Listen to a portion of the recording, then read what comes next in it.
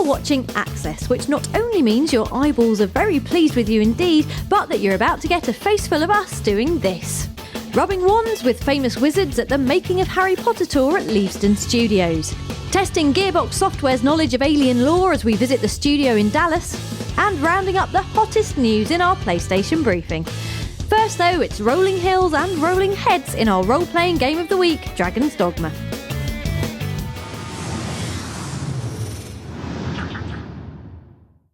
No, don't run. We know the title Dragon's Dogma sounds about as exciting as filling in a tax return, but Capcom's open world Hackfest is a big surprise, not least because it initially appears to be some sort of Japanese Skyrim, what with the massive dragons, endless customisation options and epic beards. Dig deeper though and you'll discover that it's a different beast altogether, and what really sets it apart is all the endless porn.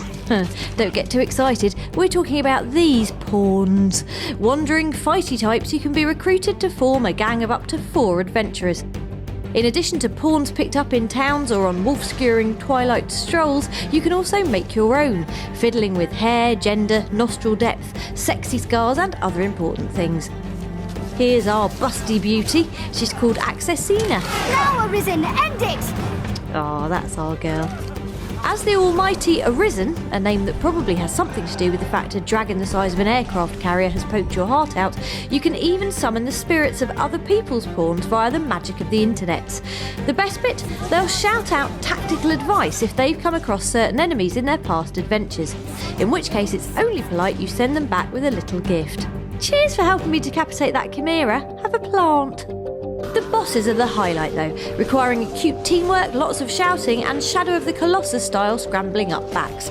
It all equates to a sprawling action RPG that is both huge and stuffed with side quests, while at the same time immediate and action-packed. It's not out until May the 25th, but is looking pretty essential for anyone who's sucked Skyrim dry or just wants to strut down a dirt track like they're the Reservoir Mages.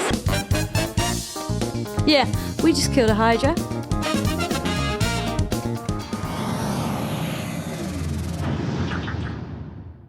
Pay attention viewers, it's time for a quick burst of news in our PlayStation briefing. EA Sports has confirmed that PS3 gamers shall go to the ball this summer, the ball in question being a football as kicked into goals by the stars of Euro 2012. For the first time ever, the publisher's tournament tie-in will be a downloadable add-on to the excellent FIFA 12 and will be available to buy from April the 24th. Bagsy be not England. Disney has confirmed that adventure sequel Epic Mickey 2 will be coming to PS3 later this year.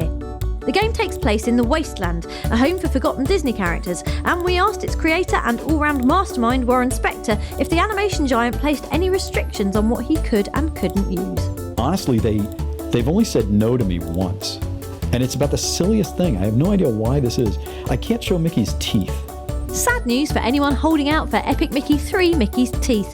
Although on the other hand, those people are crazy, so they might not notice. And the news just keeps getting sexier, with confirmation that well-rounded sucker of lollipops Bayonetta will be a playable character in upcoming online brawler Anarchy Reigns.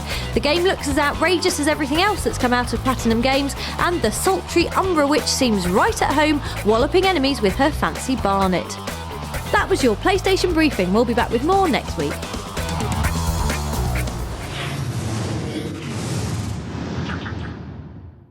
Time for your weekly dose of Digi-Brilliance. It's our roundup of what's hot on the store. Snow, gadgets, terrible Russian accents. Hand it over. If you insist. Yes, Bond is back and strutting onto PSN in GoldenEye 007 Reloaded, which, if you're finding it difficult to keep up, is a digital re-release of a remake of a remake. Got that 007? Good. There's plenty of stealthing and shooting to enjoy, but the best bit is making up your very own Jimmy B one-liners as you silence faceless henchmen. I always thought you were a tad headstrong.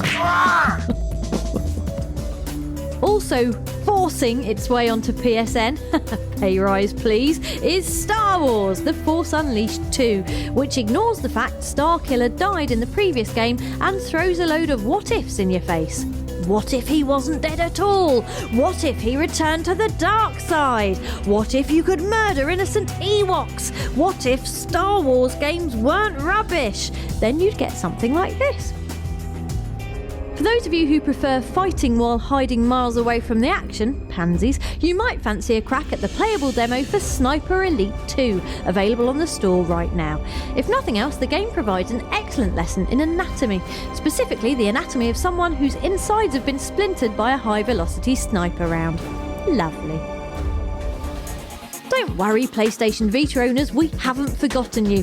Ready for download today is Star Drone Extreme, a game where you control this star drone as it drones extremely around what looks like the inside of a kaleidoscope. Pretty, puzzly, and plenty of fun. That's all from the store for now. We'll be back with more downloadables next week.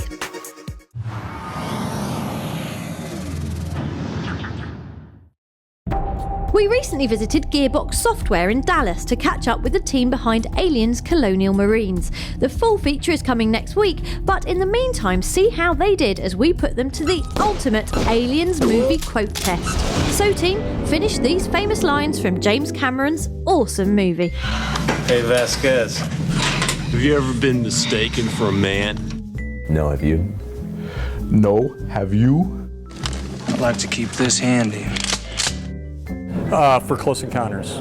Close Encounters. For Close Encounters, there you go. What can you name the character?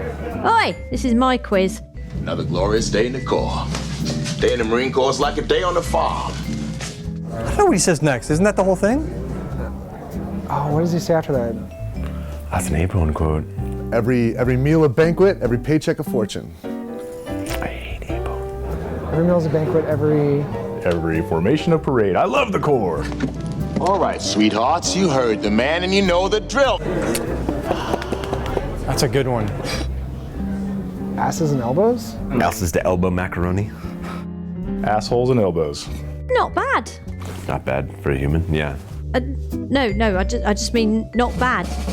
And stay frosty until next week when we'll be back with a full behind-the-scenes look at the game. It is too bad.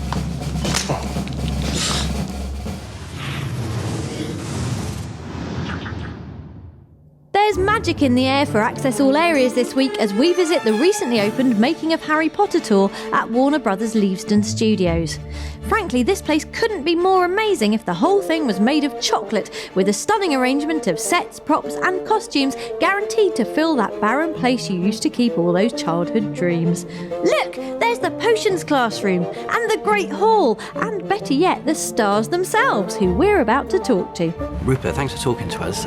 You must have spent so much time in these sets, and now it's all on display to the public. I guess that must feel quite odd, like someone's put your house up for a tour. Yeah, I mean, it's very strange because this place is like a home to us. We've spent 10 years here. I pretty much grew up here, and it's very weird to see it in this kind of perspective where people are walking around. And it's great that all the unsung heroes are finally going to get a real, hoorah and a cheer, because the actors are kind of at the forefront of the glory, and we really steal the praise without deserving it in the slightest, I think. I'm happy that it's become a studio tour so that it's always going to be there. It's not like packed in boxes, and it's not like it never existed.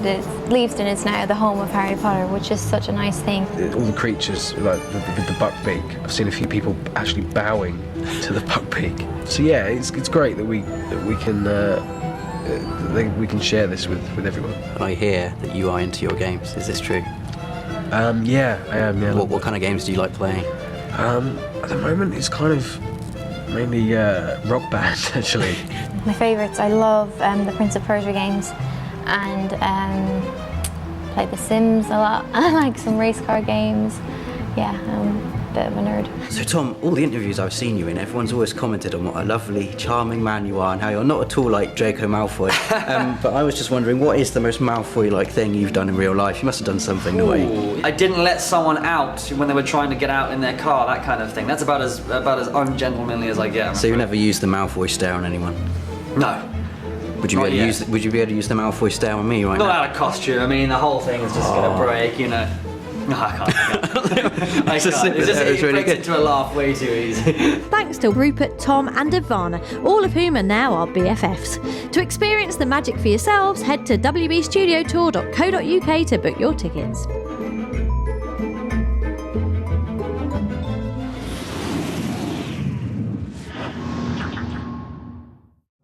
So what did you get up to over Easter? Go to church? Scoff loads of chocolate?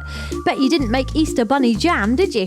It's our special recipe, and because we're super nice, we're going to share it with you. You will need a copy of Dragon's Dogma on PS3, tricky seeing as it's not out until May, some sticky tape, and a total desensitivity to furry bunny violence. So you simply walk up to your rabbit, press R2 to lift him up, make sure he's nice and squirmy, that's it, and press triangle to lob him off a cliff. And there you have it, Easter Bunny Jam. The sticky tape is to gag anyone who witnessed you doing it. Happy jamming. Take care you aren't soaked in water.